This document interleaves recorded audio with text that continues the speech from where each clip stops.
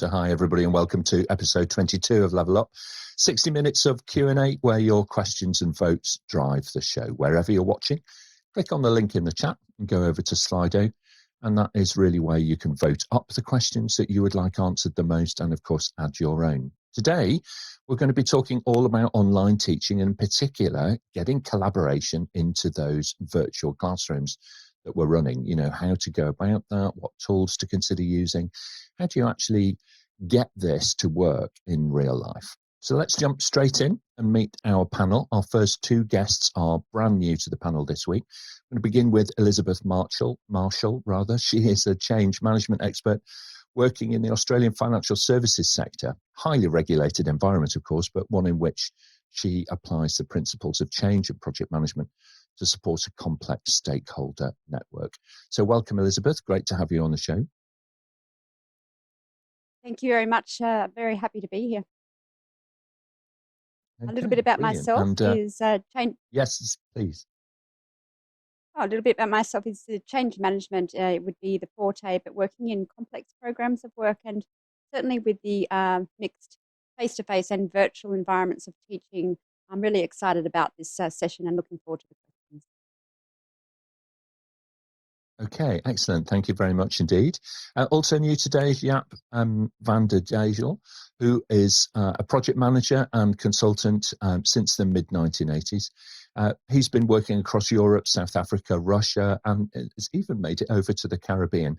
He's an author, and his latest publication is the Working in Small Projects Guide, or WISP as it's known. So welcome, Jaap.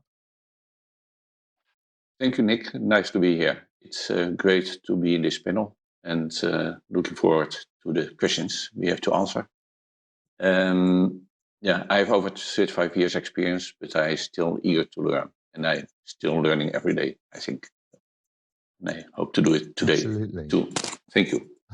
Yep. Yeah, absolutely. We come together, we learn from each other, and that's the whole idea of behind the concept. You know, it absolutely is like that. So you're most welcome. Thank you very much for joining. Next, we welcome back three regular contributors here on Level Up. Johann Botha initially, who helps clients build digital capability. He's over at getITright in South Africa. Welcome back, Johann. Thanks, Nick. So as you say, I focus lately more on coaching and less on training, because that's how you build capability. Excellent. Thank you very much. Well, we'll be digging into some of those coaching skills as we go. Etienne Shardlow is a senior consultant with Symphonise Consulting. He's really focused on emerging technologies and also on IT governance. So hi, Etienne. Welcome back. Hi, good to be back. This is an interesting session for me because I think the last 18 months we've been thrown in the deep end and many of us are still learning. So I spend much of my time as Symphonise Consulting's lead trainer as well, and virtual classes are a challenge. So I'm looking forward to sharing and learning today. Excellent. Thank you very much indeed. Completing our panel is Nick Vieira from Dublin, who's an independent change and transformation leader. Great to have you back again, Nick. Thank you very much, Nick. I'm also really looking forward to the session today, and just to also agree, you know, online learning, probably a really challenging environment, but also great opportunities. So looking forward to the questions and the answers and to learn with everybody else today. Perfect. Thank you very much indeed. So look, if you're watching this and you feel that you could answer some of the questions and join us here on the panel, just volunteer in the chat and then we'll be in touch to get you onboarded and welcome you onto a future edition of Level Up. So let's jump straight in and hear from our question master for today, who is Charlotte, and she is joining us from the Thames Valley in the UK. Charlotte, may we have the first question, please? Hi, we have a question from Samantha, New York, USA.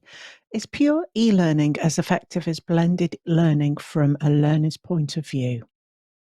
Okay, Nick, and then Etienne.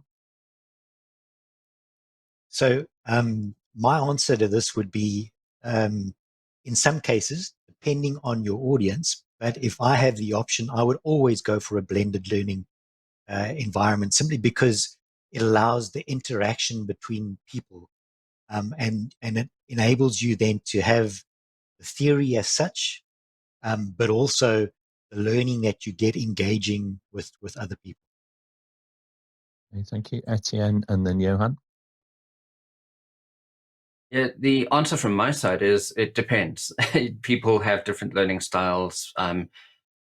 Yeah, some people are really good at e-learning, and they're a lot more comfortable working through material on their own, doing their own research and kind of adding to the material. Other people want that kind of blended environment where they can ask questions and interact and interact with other people, interact with a trainer. So it really does depend person by person, but I think most people benefit more from blended. Okay, thank you, Johann, and then Jaap. My answer is also it depends, but I think it depends on what you're trying to teach. So foundation level material, it's okay. Practitioner level, I'm not really sure if you can do it pure e-learning. Okay, thank you, Johann. Jaap. My experience since 2004 is that e-learning is a challenge for many candidates because it asks for discipline. With blended learning, I have experienced that people see a new deadline, a workshop or an online workshop, so they start studying. We have seen it in the statistics, also in accessing the learning management system. So I think e-learning can be very effective, but most candidates need kind of a carrot and a stick, or a stick. Yes, so that's it. Okay, all right, thank you very much. So I would say, my view here is that so much depends on who was the architect of the self-paced e-learning content. So the way that I'm reading this question is that it's about pure e-learning equals self-paced e-learning, where there is no live human being kind of guiding or facilitating the learning. In the past, I think what people did when they architected e-learning content was that they didn't put in sufficient branching and reinforcement and engagement type elements. So we've all sat through some pretty dull regulatory or compliance type e-learning. I'm not picking on anybody here, but we probably have, okay, whether it was anti-money laundering in the 1990s or 2000s, right, all of the way up to regulatory and compliance content today, it is pretty dull. Now, that's not the fault of the medium, I would argue. I would argue that that's actually the fault of the learning course designers, all right? You really do need to embrace what is happening in modern technology, consider how the cloud can help you, think about using the emerging standards around it, and start considering embedding things like, multiple branching, reinforcement sections, use the machine learning algorithms that are available when you architect these courses, because that's the difference with a human being. A human being can listen and respond and guide and knows how to differentiate the content for the class. So it's up to us, I think, and colleagues who are working to architect new courses to think differently about how you go about it and not do the race to the bottom of the most convenient way of churning out that self-paced e-learning content. But a great question, and thank you very much indeed. So Charlotte, let's move on to the next question, please. We've got a question from Sarah, Sydney, Australia. How can I manage my students' shorter attention spans when delivering training online? It's a great question as well. Nick, go ahead. Let's get off the ground with you. Really, really great question, and I think this is a challenge we all face. And just referring back to Nick's comments, in terms of how an online course is set up, and including the reinforcement, the branching, and getting your student to engage is part of the challenge here. If it's a facilitated online session, include breakout rooms, ask questions. The online session, again, it really depends on the people who are attending. and their approach to answering, to asking questions, to engaging. And so to encourage that kind of environment, I think is one of the keys to answer this really challenging question. Okay, thank you very much, Nick. Etienne? Yeah, so I like to, again, ask lots of questions. I run a number of polls during the training courses as well, just to kind of keep people engaged. But I find energy levels in an online virtual environment is very different. So I often, in the classroom, I would normally have a tea break, a lunch break, and a tea break. With virtual classes, I tend to have breaks every 45 minutes to an hour, just to give people an opportunity to stand up, stretch their legs. And that also helps to kind of keep energy levels up. Yeah, and then cameras on is something that I struggle with. Data is a problem for many of our students, and but I do encourage people to have their cameras on all of the time. When people are on camera, they're a lot more focused because they're worried about getting caught out picking their noses or something. So when you're on camera, it does help you stay focused. So yeah, absolutely right. Elizabeth, how do you manage this with professionals from financial services in particular, because they have a very driven life? How do you keep them focused on what you're talking about? I'm going to refer specifically to this question, and I certainly have taught rooms full of financial services professionals, both face-to-face and virtually. And I would say in both environments, make an entrance so they don't make an emotional exit too early. And you have about 20 minutes to do that, depending on how long the course is. You wait for the moment and you make an entrance, and you either do that by engaging them, using the what's in it for me, getting them to talk.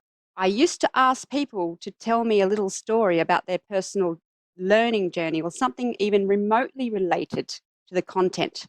And you engage them by making an entrance, getting them talking, thinking about the what's in it for me in terms of buying into the time. And then if you have them in the first half an hour, then they won't exit emotionally too soon from the learning, and you'll have their attention. I think that's such an important word to use and to stress, that it's about that emotional engagement. As Elizabeth has just said, if you can build that bond, at the beginning and keep refreshing that bond throughout, then it's much, much better. Far too many times we are using the same platform for teaching and learning as these folks are using for their meetings. And in a normal meeting, there may be 15% engagement going on because there's one person talking and 85% of the people are not, the cameras are not on, they're barely listening, to actually what's happening.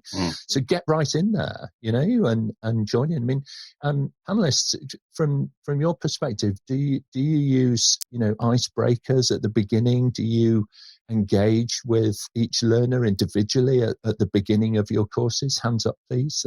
Those folks who do, and I'll come to you. Elizabeth, go ahead.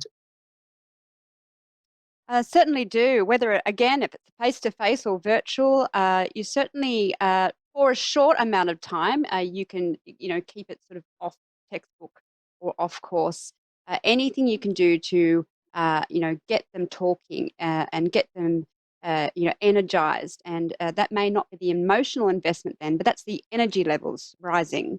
So that's certainly a really good idea. But there is a point that you do need to then bring it into an activity and relate that activity to the course and get them talking.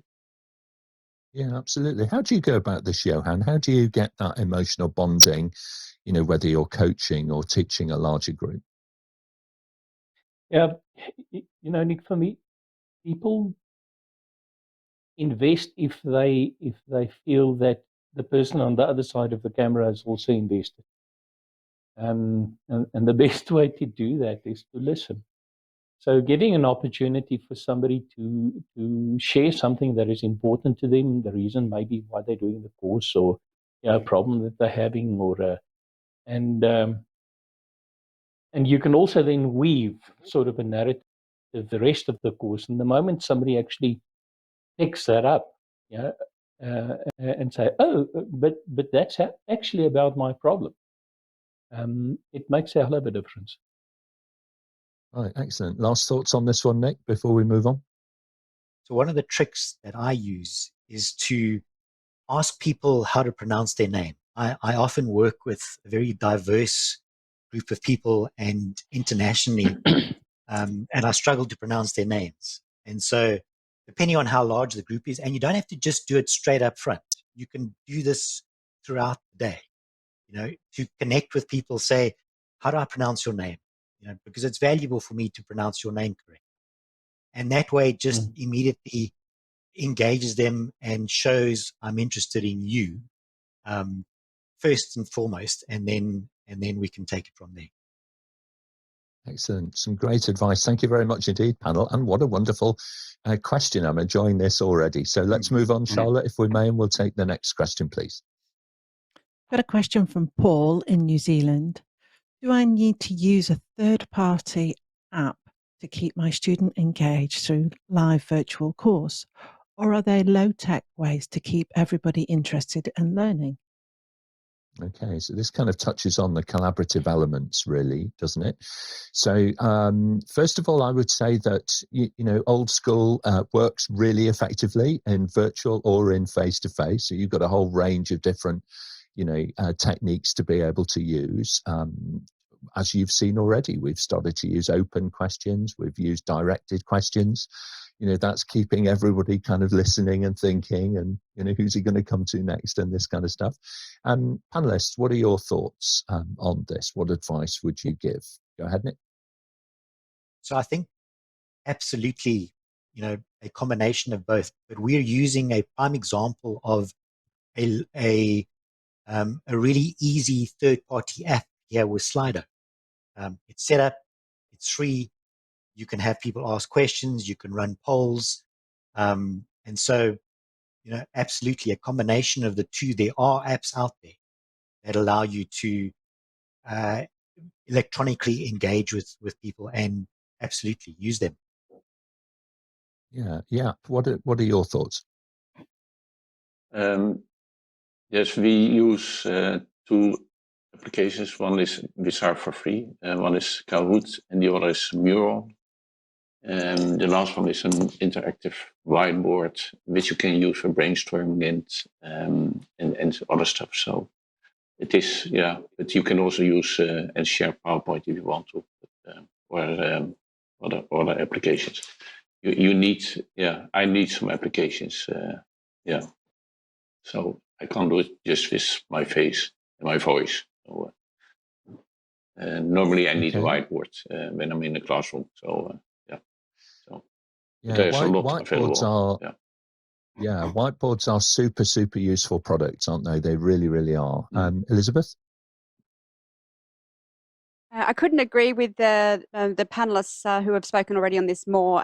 Just backing that up, but also wanted to say the whiteboard is the single most collaborative tool in terms of an external app to virtual training that I could ever recommend beyond anything. Yes, Kahoot is fantastic. It gets people sort of thinking outside the square and engaging them. The whiteboard experience and moving people into groups, and also keeping attention spans by empowering people to lead sessions on a whiteboard by using sticky notes with a simple question on each page is the most effective icebreaker as well that I've ever used. Yeah, most definitely. And don't forget, of course, as well, is that you can, on the two largest corporate platforms. So if you're teaching into, large corporate environments, they've generally approved one or the other of the two, either Microsoft Teams or Zoom. So you may need to just adopt that as your medium through which you can engage with learners. But both of them support a whole variety of third-party apps that you can use. So explore those, go online. I was looking the other day and I came across 3 really interesting new platforms. There are more and more of these ideas appearing on the internet. They often, vast majority of them, offer a free account to begin with, so you can try it out and see if it's going to suit what you have in mind. And of course, you can bring a laser focus into it by putting people into breakout rooms. And when there's 3 people in a breakout room, they behave very differently to when there's 30 people in a single general session. So do use that technique, of breaking the problem down, or breaking the group size down rather, to focus the activity and drive the activity level up. It's kind of inversely proportional, I would say. Collaboration increases when the group size gets smaller, and it tends to decrease a little bit when the group size gets larger. So have a little bit of a think about using all of those. But a great question. Thank you very much. Elizabeth, last word on this before we move on. Wanted to add on that, it's really a key point that you have the size proportionate to the activity, and that the smaller the group, so that everybody has a say and everybody is able to participate, is really key to the collaboration here. But also, the best tip would be to add to that, from my perspective, is to make sure the tasks are specific and clear before they go into those breakout rooms. Collaborative, yes, small groups. Excellent. But, Thank you make very sure much. we're You're clear and spot on specific. there. Yeah, thank you very much. So you're spot on there, Elizabeth. And I think one thing that we can do, as when we're facilitating learning, is that if you have a larger audience, create a poll, and instead of making a statement, ask a question. Okay, and use the polling side of collaboration tools to be able to get the quiet people and their voices to be heard with equal merits to the folks who will generally jump in there and answer the questions first, so it's a good way to go about that and support and enable everybody. All right, very good. Let's move on. Charlotte, please, next question. We have a question from Amy in Perth. I feel disconnected when presenting to a webcam. Do you have any tips on how I can overcome this and deliver online content better for my students? Okay, Nick, go ahead. So lovely question. And one of the things that I do is I try and get animated. So I use my hands, and that helps me with my energy. And if I can keep my energy up, often I find that my students' energy is also maintained. But this is a challenge, So I move back, I put my hands up, I try and use my facial expressions, just to try and maintain that engagement. It's one of the tricks I use. Okay, thank you very much indeed. Yeah, great advice there, Johann. Yeah, and in the beginning, what I did is I actually had somebody to sit behind the camera for me, just to get used to speaking to the camera, because it doesn't help to say, imagine that the camera is naked, you want to engage with somebody. You can even put a mirror there, so there's just something to look at. That's a little bit more animated. Yeah, absolutely. Elizabeth? Wherever possible, move. Just to the point of my co-panelists here, is that being animated is energizing for yourself, but movement is also healthy. And we're spending a lot of time in online training environments and teaching, so you're doing yourself a favor, you're energizing yourself. When you're moving and almost without forgetting that the camera is there, your natural self will come across better in the webcam environment. And then I have felt personally that I have felt less disconnected. I have felt that I'm aware that the camera's there, and I'm aware that there is a webcam environment that I am delivering learning to and with. But then I sit within a natural state as well, and I move naturally and I talk naturally, and I feel that in some ways helps me to feel connected personally, and I feel that is reciprocated at times. Thank you very much indeed. Jaap, closing thoughts on this one? Yes, and last one. I just what can help and what helps me is to use YouTube small video clips. It gives you as a trainer 30 seconds or 2 minutes time to recover a little bit if needed. So, and especially if there's humoristic video clips, when the students, delegates are laughing, it will make life easier for everybody, I think. Right. Some really good advice there. Now, at the beginning of the pandemic, I think that, a lot of folks were scrambling, okay? And it was normal at that time just to, make use of the webcam that was on your laptop and the microphone that was, maybe in your laptop and the speakers from your laptop and so on. Now, as this thing has gone on and more people have moved across to this form of working, they've discovered that actually investing a little bit in some technology can really help you. So I cannot kind of get away from, if you are working in this industry, I would say it's a really good idea to go out and get yourself a teleprompter and to put your webcam behind the teleprompter. It doesn't cost a huge amount of money if you think about it. The capability that it brings you is tremendous. Connects a small monitor, something like a Lilliput, okay, and then you can project your course notes, you can project your audience, you can keep pace with what is happening, and it feels a very much enhanced, much more realistic, kind of teaching experience to be able to, talk with people and converse with people in real time. So just a thought for you. If you're starting out, then you can build your equipment over time, right? But for those of you who have been doing this for a wee while and are really looking to invest and make that next step up, then I would strongly recommend those. We can always share some ideas with you as to which equipment to consider and that kind of thing. All right, very good. Charlotte, let's move on to the next question, please. We've got a question from Sarah, Sydney, Australia. Do you have any tips for converting a course originally designed to be delivered in the classroom to a virtual delivery? Are there any updates I should make to the course materials? Okay, so what should we do to adapt something that was originally designed purely for classroom use into being able to be delivered in a virtual classroom instead of face-to-face? Who'd like to kick us off with this one? Elizabeth, go ahead. I think you need to, first of all, look at the engagement that you have face-to-face and, plug in something different that works in the virtual environment.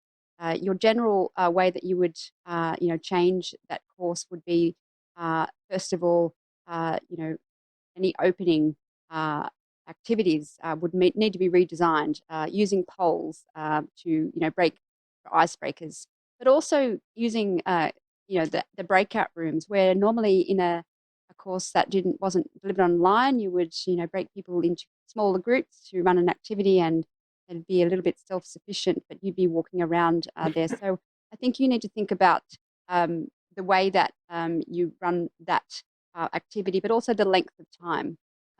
You probably need to think about shortening that time and in more digestible bite-sized chunks in terms of the activity, whereas that would be different. And you do need to think about rewriting that case study so it's digestible through the virtual environment and allow time for you to replay that back and for any questions. So being organized in that way and having, PDFs and, frequently asked questions on case studies and the activities that you have saved and at the ready for people to quickly pull and read in the virtual environment, I think is very useful indeed.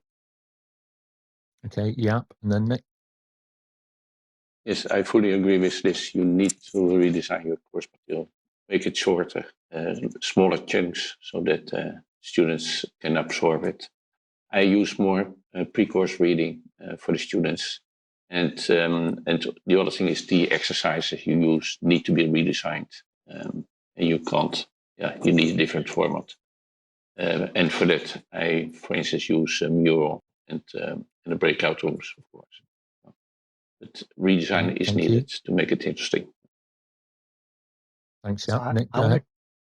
I want to talk specifically into a corporate environment, which is working on a large program at the moment. And first of, I'll say a good instructional designer who can take material and create it for specific audiences online is worth their weight in gold. The ability to take what was a whole lot of data or content and turn it into an interactive, engaging course that, like my fellow panelists have said, is generally shorter,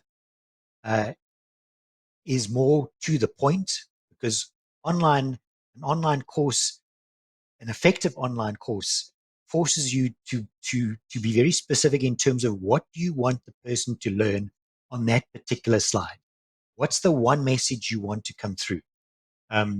If you can be clear on that, it definitely enhances the learning experience. The other thing that I'd want to say is a learning experience that is contained or that is presented within a learning environment, where the online interactive session is just one aspect of it, where you have a library of reference materials that people can go to, where you have questions and answers, where you have a place where you can place the bank of answers that SMEs might have on that particular topic. And so, it's not just about that particular course, but it's about the online, the learning experience that is wrapped around a number of different engagements that you need to apply to enhance that learning. Okay, thank you very much. I mean, one thing that I would say is that we need to get away from being, lazy when we're developing course materials for face-to-face classrooms. There's far too many courses where virtually every word that the facilitator of the class is going to read is written on the slide. And these kinds of things in a classroom, people are polite, so they don't get up and walk out. But when you're teaching virtually, they have many more options to be distracted. And so people can read ahead far faster than you can speak. And so I would say is the first thing to do is to consider, what is it that you actually have? Why do you have that many words on the screen? Are you better off using your classroom courseware as reference material and making that available to people? And then just tweaking and redesigning the actual visuals that you have for the spoken word so that you can engage people in real time much more effectively, rather than them reading ahead of the content. So that's the first thing I would say. The second thing I would say is look at captioning. Look at using captions, which are dynamically generated in real time to augment the audio for people, particularly if you're teaching people who are listening in a second or a third language. These are really, really important aspects of ensuring that you get your clear communication through to the audience. And then the third element would be seek lots of feedback. Check people's understanding as you go. And when you settle into it a little bit more, then you can find that rhythm and that cadence that particular group, is going to respond best to. And some groups prefer a little faster rate. And for anybody who's watched YouTube, like me, and has turned the speed up to 1 1/4 or 1.5 times normal speed, then, I empathize with that, because not everybody learns or listens at the same cadence. So very good. Thank you very much, panel. Now we're going to change rhythm a little bit now, and I'm going to spend a bit of time, if I may, with Johann. So I'm going to invite Johann to join me while we discuss our focus topic in a little bit more depth. So we're going to be talking a bit more about this whole concept of collaboration online. Teaching, of course, in virtual classrooms is not at all new, but I do think the rate of progress has really accelerated over the last couple of years. With corporates adopting an internal standard, many courses by necessity are being delivered either in Microsoft Teams or in Zoom or these kinds of platforms, rather than on a specific platform designed for teaching and learning. So Johann, let's, if we may, start off with the basics. Why is it that you feel that collaboration is at the heart of improving learning outcomes? Yeah, I think one of the biggest issues is that previously in a classroom, there was the ability for people to have social interaction. And part of that social interaction was actually part of the learning experience. People are now disconnected, and we're losing that additional, let's say, nuanced learning that's busy happening. And we need to find ways to actually replace that. Because otherwise we could have just given them the course material to read. Yeah, absolutely right. And it's getting that kind of feedback mechanism in, isn't it? You know, to elicit the response from the folks who are online. When you're face to face with people, you can kind of look them in the eye and you can, at a glance, you can recognize, you know, when they're fully present kind of in the room and when they're not.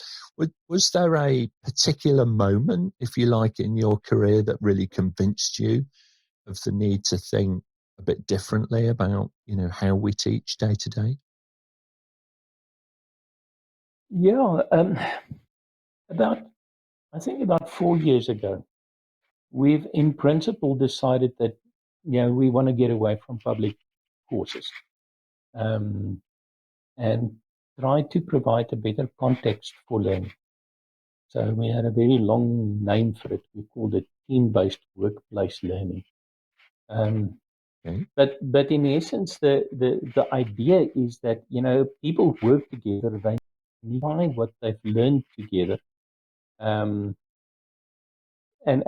part of that learning is being able to work together to apply what they've learned.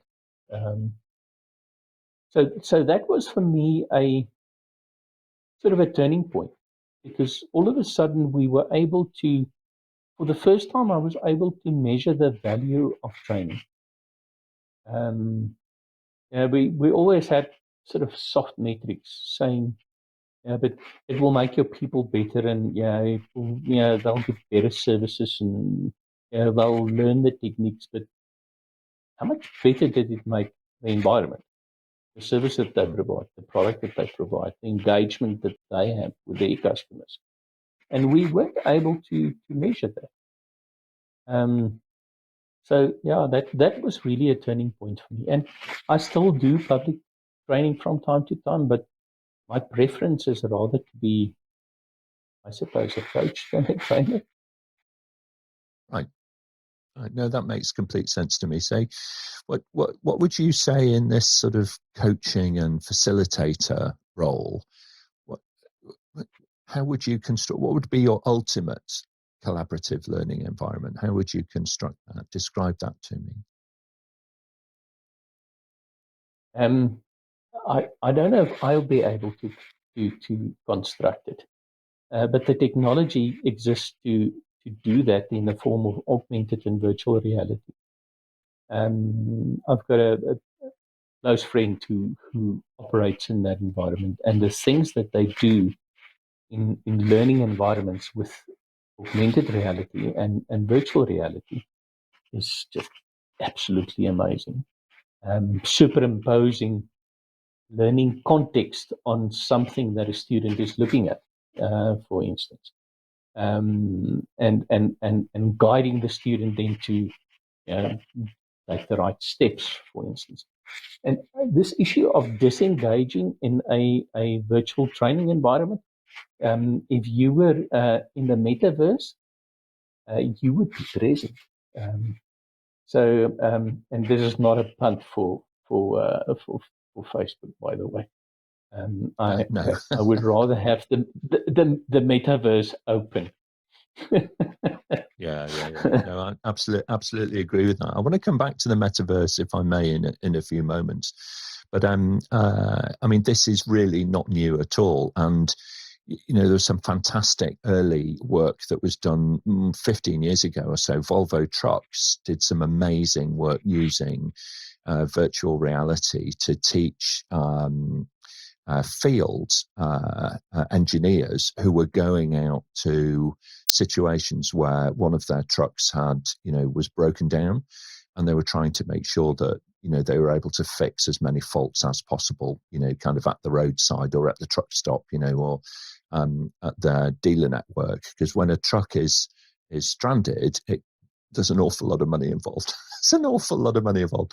So they need to fix it fast, right? And, VR was really helping them develop an entirely new form of education and training for the specialist mechanics who were needed to be able to, interact with their technology at the roadside and make a big difference for them. So I completely agree with that. The metaverse, which is being promoted at the moment, has a very, I would say, very rudimentary interface to it. I'm being polite now. And I wouldn't judge the idea of combining the power of cloud servers with teaching and learning through its current manifestation. I think there's a huge amount of value to be gained from exactly what you've said, where people are learning in their own environment, the environment that they work in every day, and you're able to bring those coaching points, those teaching aids to them in the context of their day job. Makes a huge, huge difference. Coming back from kind of the metaverse, if you like, at one end of the spectrum. I just want to quickly add in terms of that metaverse. If you start thinking about people actually engaging in the metaverse as themselves, an avatar of themselves, and then start thinking about the opportunities and possibilities that gamification actually brings, and don't underestimate the opportunity to include social learning and learning in terms of behavioral change in that. I think it's an amazing opportunity that we've got. As I say, I'm not the guy who's going to make it happen, but surely somebody must. No, I think they already are. It's just, in fact, I think panel, it might make a good, kind of focus topic for us fairly soon, actually, is just to explore, what is happening in the development of machine learning, development of the metaverse and its application to teaching and learning. So before we do that, though, which we will schedule, we'll get that done, Johann, so that it's scheduled for a future show. Is there anything simple, just to kind of finish this conversation on, is there anything simple and straightforward that you could recommend that every trainer, learning facilitator adopts in their teaching to improve collaboration? What would your simple recommendation be? I think we've touched on many of the subjects already. Maybe something that we didn't talk about is I try and create one-on-one teachable moments during a break, before the class, because the rapport that you actually create with your audience has got a huge influence in their I don't know if this is a good word to use, susceptibility of what you're trying to. It sounds very negative, but I mean, people must be able to want to hear what you're saying. That to a large extent is based on trust. So go and create that opportunity that you can actually, maybe not create that trust, but at least improve it. It's certainly a key enabler, isn't it, to the transfer of information, understanding, to the reception, particularly if you're, offering people a little bit of a challenge, to go beyond, see beyond the present moment and start to think about things a little bit differently. Johann Botha, thank you very much indeed. Really interesting conversation. Okay. Let's move back to our panel now, if we may. And Charlotte, I can see that the questions have been stacking up in the focus topic room. So let's go ahead and have the first question, please. And panel, if we can keep it really tight now, we'll get through as many as we can. We've got a question from Stephanie, Adelaide, Australia. Without body language, it can be hard to facilitate discussion in an online environment. Do you have any techniques or tools I could use to help facilitate the conversation so that everyone participates? Okay, Nick. So I think the first thing to do in this instance is, where possible, get the cameras on. It doesn't replace, live face-to-face engagements, but it definitely does help to be able to see the person and at least know that they're paying attention. And in some way, you can have that kind of like eye contact. Um, um, and then obviously you're looking at the tones in which people reply and all of that. But yeah, put the camera on. First win. Yeah, absolutely right. And consider actually encouraging your colleagues who are on the course with you, to sit fairly close to the camera, as you can see the panelists are now. Okay, framing so that you can see people's facial expressions. Inviting them in, bringing them closer to you is a really good idea. If you're kind of looking down the wrong end of the telescope at somebody, it's pretty hard to see what they're doing. Etienne, final word. Yeah, just when it comes to this, body language, you can see I'm kind of talking with my hands now. So, as much as you want to be on camera and close to the camera, you also want to be far enough back that you can talk with your hands and kind of animate a little, because otherwise, it can become really dull. And you might not be able to help or see the delegates on the course's body language, especially if cameras are off, but at least show that you're interested, smile. That's something I struggle with on camera. But, a smile carries through in your voice as well. So, I think Absolutely as a right. trainer, as someone leading a session online, play your part in terms of body language. Yeah, most definitely. We set the tone, don't we? And we set the, kind of the feeling, for the course ourselves. So it's super important to be able to do that. And I agree, Etienne, it's something that we all need to practice, which is to smile more, and, engage a little bit more with a bit more energy. Very good. Charlotte, let's move on, please. I can see there's more questions coming in. We've got a question from a live viewer. How can we use gamification in a live online class to improve engagement? Do you have any tips? It's a great question, and gamification really does bring learning to life. Elizabeth, have you come across this in your career so far?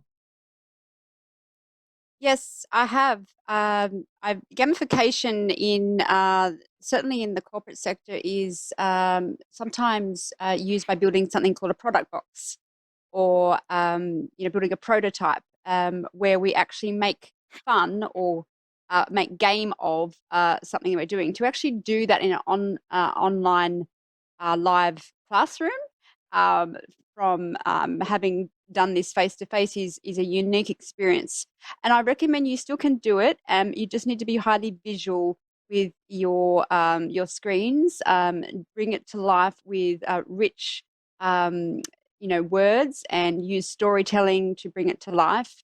The idea behind gamification is really just to sort of get people sensualized about what you're trying to build. And where we might have done that, with something called a product box. It's really a sales and marketing technique. You're trying to bring something to life in a fun way of what you're building.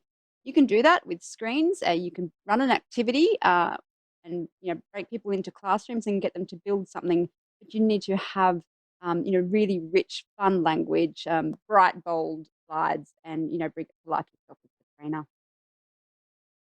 Okay, thank you very much. Jaap.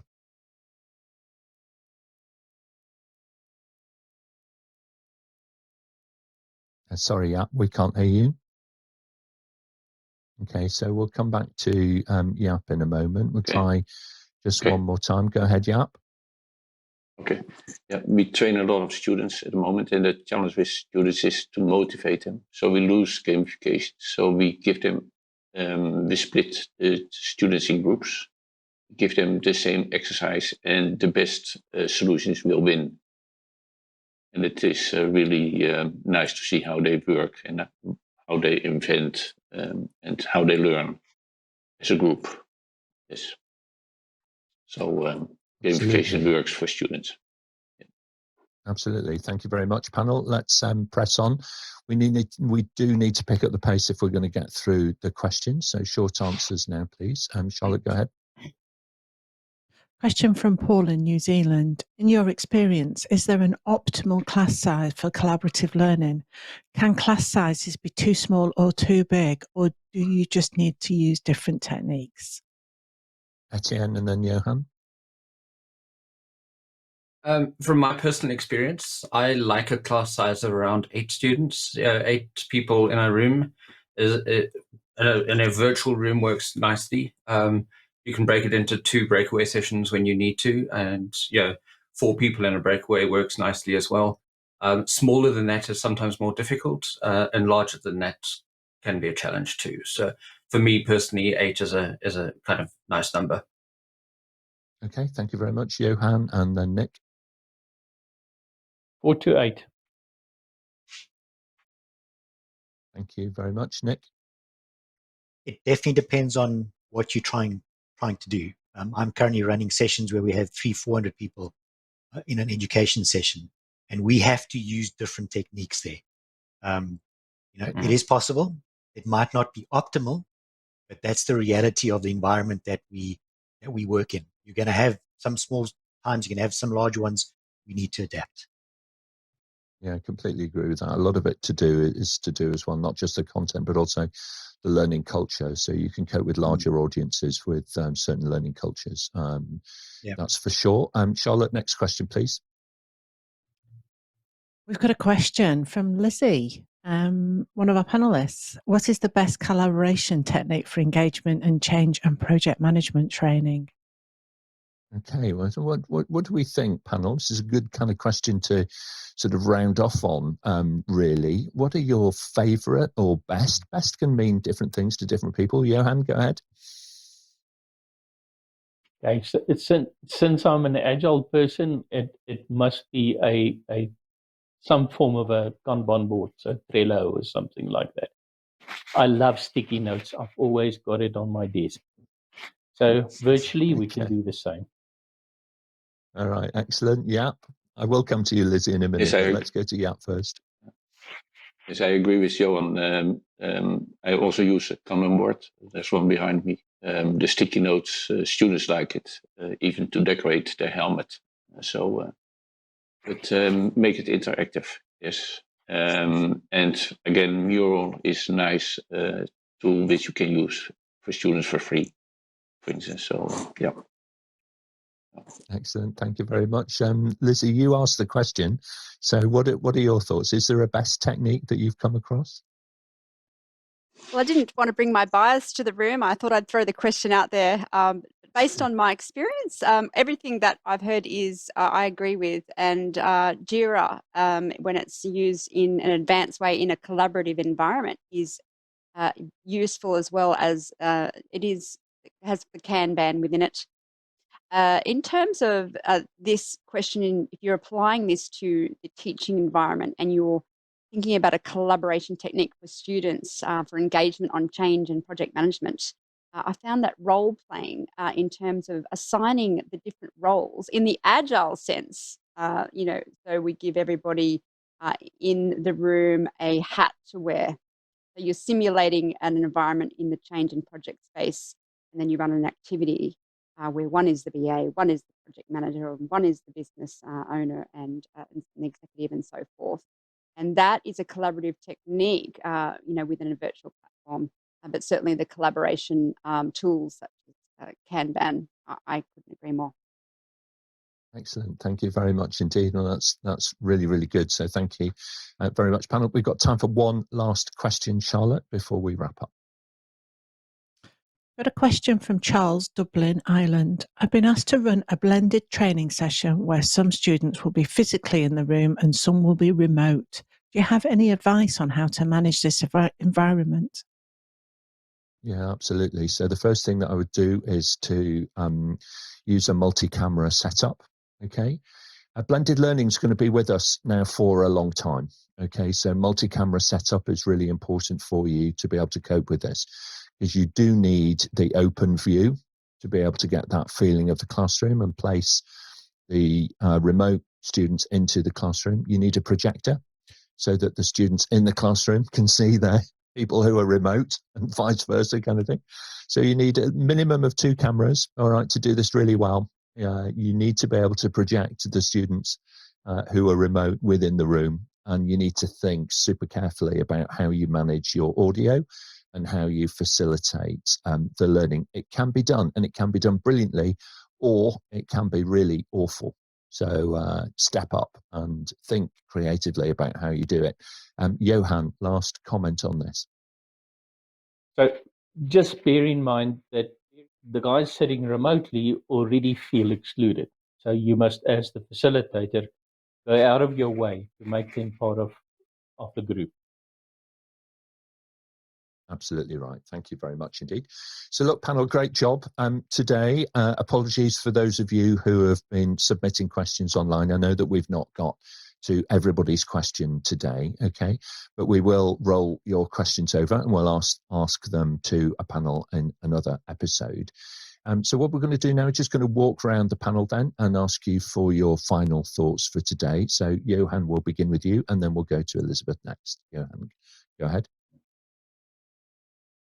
It's about people, so don't get hung up about the tools. You need to engage with people.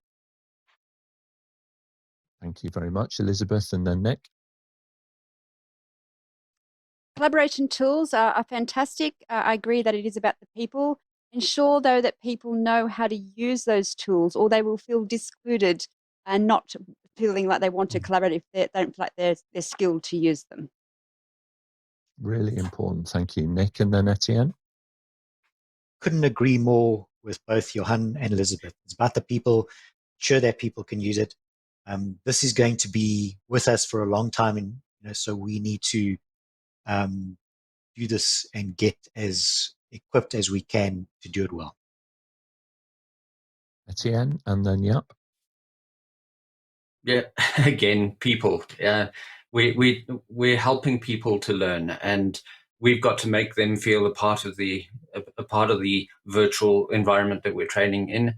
And I think as someone who's leading these sessions, I think we need to make sure that people feel engaged and we are engaging people. So yeah, it's up to us. Okay, thank you. Thank you. Yeah, Jaap, and then Charlotte. Yes, of course, I have to agree, and I will agree. It's a people, and it's also asking the participants if they still enjoy it, if they are still learning. And the more technique, the more challenges you have as a trainer. I prefer to use less techniques and less tools to be able to focus on the people. That's it, I think. Yeah. Okay, thank you very much. Charlotte, it's been a complex set of questions that we've had today. People really starting to drill down into online learning. Your closing thoughts, please. Definitely lots of questions that we've not answered yet that we will need to follow up with another session. But I think the key takeaway from this is collaboration. And to collaborate, you've not to collaborate. I know that sounds daft, but everybody's got to collaborate for effective collaboration. Absolutely.